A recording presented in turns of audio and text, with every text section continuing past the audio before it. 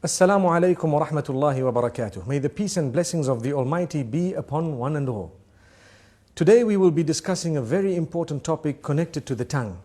The tongue, as you know, is a gift of the Almighty. It is very small in size, but it can create so much havoc and it can cause so much damage that more than any other organ of the body. So it's important for us to know that the Almighty has created this tongue. You know, some scholars say so beautifully, He has put 32 guards that are so sharp around that tongue so that we think 32 times before we actually utter. And it's amazing how the tongue is so small, it moves 1,001 times in a minute up and down, and yet it does not get cut by these sharp knives around. This is the gift of the Almighty. So consider it a gift. Use it as a gift. And the reason we say this is to concentrate more on a specific department of the use of the tongue, and that is when it comes to those we mix with, beginning or starting with our wives, our husbands, our family members, our relatives, and then those we interact with, our friends, and so on. What we should know is that the tongue has several different uses. One of them is to taste food, one of them is to speak, and there are so many other uses of the tongue that are there. Some we may know, some we may not know. It's amazing. However, remember, your respect as an individual is very closely connected to how you use the tongue. This is why the Messenger Muhammad, peace be upon him, says, every morning all the organs of the body call out to the tongue and say, fear the Almighty regarding all of us. It is through you that we are known, so be careful what you say. Amazing. Which means I have hands, I have legs, I have a brain, I have eyes, my whole body, my entire image, my identification. I am known as a good or a bad person based primarily on how I use my tongue. Have we ever thought of that? So if I use it correctly, I will be known as an upright individual. If I lie and swear, use vulgar language, scream and shout, they will know me as a bad person. But my legs have not committed a sin, my hands have not committed a sin, my hair and all the other parts of my body have committed no sin. The sin is committed by the tongue. And the tongue, yes, closely connected to the brain and all that, yes, correct. But ultimately it was the one used to relay what was within. This is why if you're not sure, don't speak. Speak when you're sure. Think about it, think twice. I'm sure we've all heard the saying, you've been given one mouth and two ears to speak half that of what you hear. So you hear more and you speak less. Sadly, a lot of us love to speak. And we just want to say anything and everything, no matter how it sounds. Not realizing, did you know, it is an act of worship to think before you speak. You're actually rewarded, an act of worship. The Almighty becomes pleased with us when we think before we speak. And not just think, but think of how many different ways there are for me to portray or to say what I have in my heart, to convey that message. If I've got 5 different ways of wording it, I need to select the best, most effective, most beautiful manner, and then I will speak. And if I speak using that best and most effective manner, I will automatically be able to please my Maker, and I will definitely cause or create lots of harmony and peace in my surroundings. So very importantly, let's use the tongue correctly. Number 1. Number 2 is not only the selection of words, the tone as well. Very closely connected to that. Some people scream and yell, they shout. Shouting will reduce your respect. The more you yell, the less people respect you.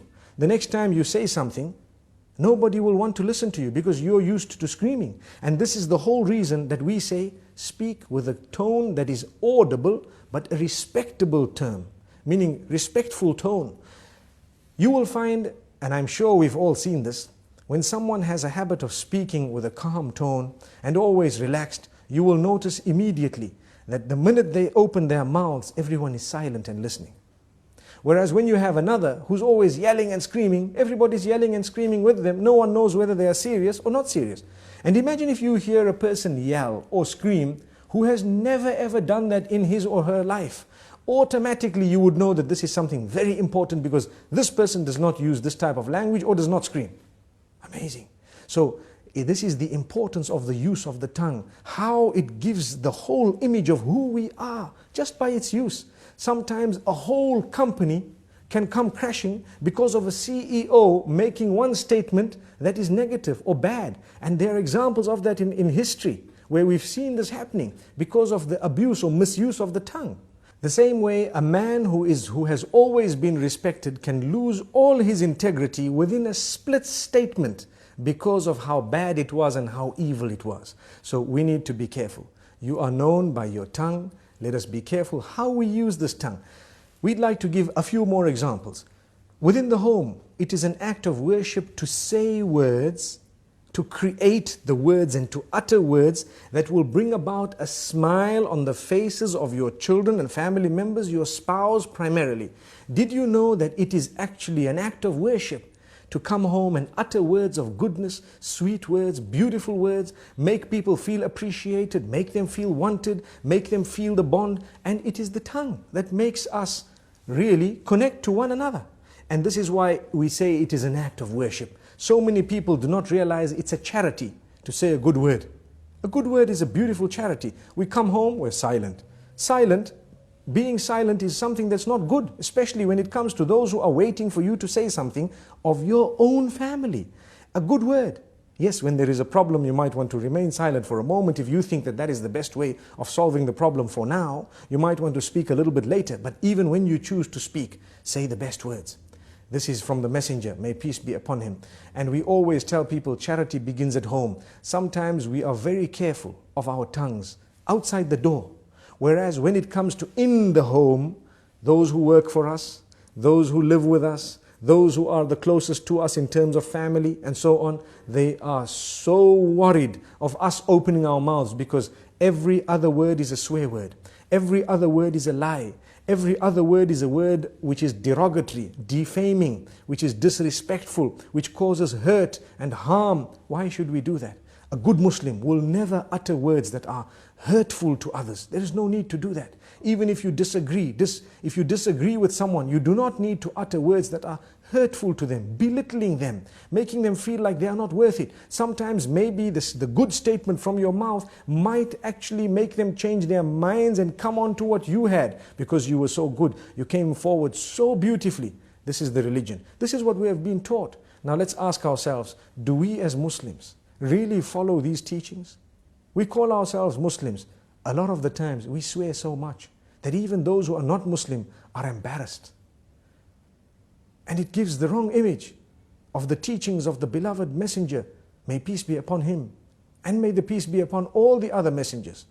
We shouldn't be doing this because we have the responsibility of portraying the correct image of the teachings of the Almighty. And these teachings primarily begin with a good tongue. The messenger, when he was sworn, he did not swear back. He never swore back. The swear words never came out of his mouth.